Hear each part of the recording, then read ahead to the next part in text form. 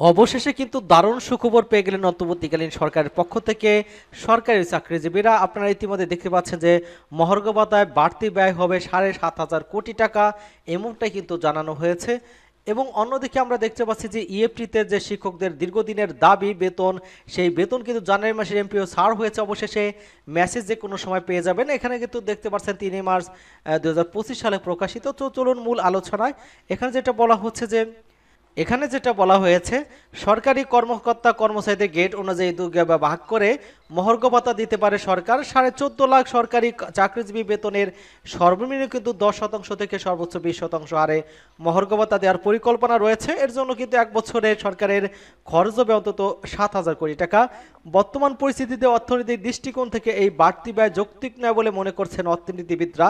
অর্থ মন্ত্রণালয়ের কর্মকর্তারা জানিয়েছেন যে জাতীয় বেতন স্কেল ২০১৫ এর আওতাভুক্ত কর্মকর্তা কর্মচারীদের মহার্ঘ ভাতার সংস্কারের বিষয়টি পর্যালোচনায় রয়েছে এবং ইতিমধ্যে কিন্তু কমিটি গঠন করে দিয়েছে এবং তারা কিন্তু বৈঠকও করেছে।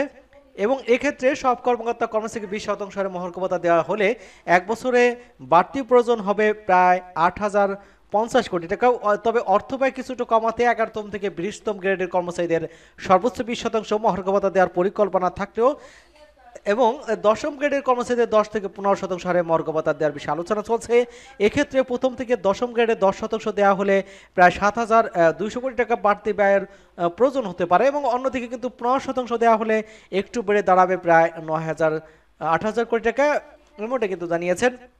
এবং অর্থ মন্ত্রণালয় সূত্রে জানিয়েছে যে প্রথম থেকে দশম গ্রেডের কর্মকর্তারা ২০% এবং ১১তম থেকে ২০তম গ্রেডের কর্মচারীরা ৩০% হারে মহার্ঘ ভাতা দেওয়ার দাবি জানিয়েছেন। তবে পর্যালোচনা কমিটির প্রাথমিক সিদ্ধান্ত হলো মহার্ঘ ভাতা সর্বোচ্চ ২০% দেওয়া দিতে পারে। সাধারণত মূল বেতনের উপর মহার্ঘ ভাতা দেওয়া হয়, তবে শুধু মূল বেতনের উপর দেওয়া হবে নাকি মূল বেতনের সঙ্গে যোগ করে এর অনন্য ভাতা বাড়ানো হবে বিষয়ে কিন্তু সিদ্ধান্ত হয়নি।